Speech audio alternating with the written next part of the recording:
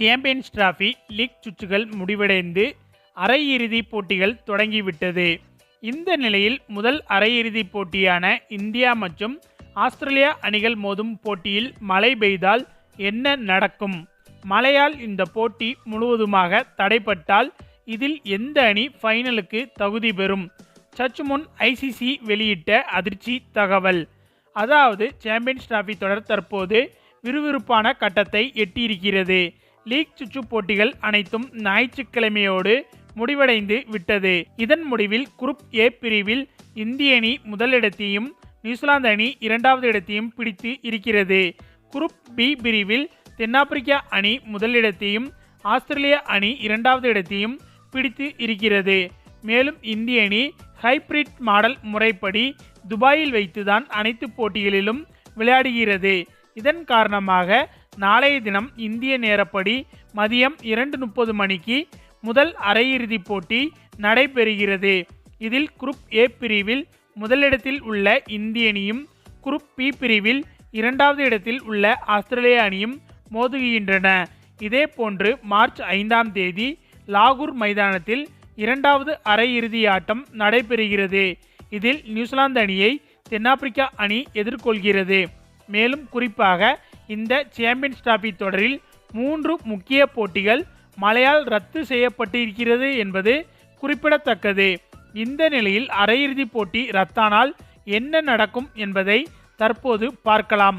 உதாரணத்திற்கு மார்ச் 4ஆம் தேதி இந்தியா ஆஸ்திரேலியா மோதும் ஆட்டம் மழையால் பாதிக்கப்பட்டால் எந்த இடத்தில் போட்டி தடைப்பட்டதோ அதே இடத்திலிருந்து மீண்டும் மார்ச் 6ஆம் தேதி அந்த போட்டி தொடங்கும். அது மட்டுமில்லாமல் இரண்டு அணிகளும் குறைந்தபட்சம் 20 ஓவர்கள் விளையாடினால் மட்டுமே டக்வொர்த் லீவிஸ் முறை அமல்படுத்தப்படும். ஒருவேளை மறுநாளும் மழை பெய்து போட்டி முழுவதுமாக நடைபெறாமல் போனால் புள்ளிப்பட்டியலில் ஆஸ்திரேலியாவை விட இந்திய அணி முதலிடத்தை பிடித்திருக்கிறது என்பதால் இந்திய அணி இறுதிப் போட்டிக்கு சென்றதாக அறிவிக்கப்படும்.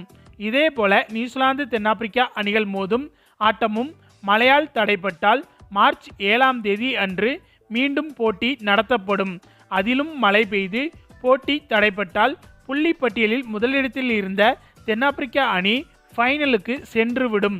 அந்த வகையில் இந்திய அணி இறுதிப் போட்டிக்கு தகுதி பெற்றால் துபாயில் மார்ச் 9ஆம் தேதி இறுதிப் போட்டி நடைபெறும். அந்த ஆட்டம் மழையால் தடைப்பட்டால் மார்ச் 10ஆம் தேதி திங்கட்கிழமை அதே துபாய் மைதானத்தில் ஃபைனல் நடைபெறும். ஒருவேளை இந்திய அணி ஃபைனலுக்கு செல்லவில்லை என்றால் லாகூர் மைதானத்தில் வைத்து இறுதிப் போட்டி நடத்தப்படும். அது மட்டுமில்லாமல் ஒருவேளை இந்தியா ஆஸ்திரேலியா அணிகள் மோதும் செமிஃபைனல் போட்டியில் மழை வந்து போட்டி நடைபெறாமல் போனால் நேரடியாக இந்திய அணி ஃபைனலுக்கு தகுதி பெற்றுவிடும். எனவே மழை வருவது என்பது ஆஸ்திரேலியா அணிக்குத்தான் பெரும் பின்னடைவாக அமையும். மேலும் உலகக்கோப்பை தொடர் ஃபைனல் வரை சென்ற இந்திய அணி ஆஸ்திரேலியா அணியிடம்தான் தோற்று உலகக்கோப்பையை பறிகொடுத்து இருந்தது என்பது குறிப்பிடத்தக்கது.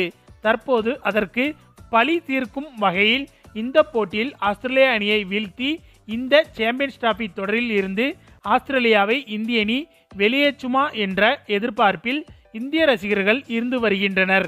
ஓகே ஃப்ரெண்ட்ஸ், உலகக்கோப்பையில் பட்ட தோல்விக்கு இந்த சாம்பியன்ஸ் டிராபி தொடரில் ஆஸ்திரேலியா அணியை இந்திய அணி பழிக்கு பழி வாங்குமா என்பது பற்றி உங்களுடைய கருத்துக்களையும் மறக்காமல் கமெண்ட்ல சொல்லுங்க. மேலும் இந்த வீடியோ பிடிச்சிருந்தா லைக் அண்ட் ஷேர் பண்ணுங்க, நம்ம சேனலை சப்ஸ்கிரைப் பண்ணுங்க, கூடவே பெல் பட்டனையும் கிளிக் பண்ணுங்க. தேங்க்ஸ் ஃபார் வாட்சிங்.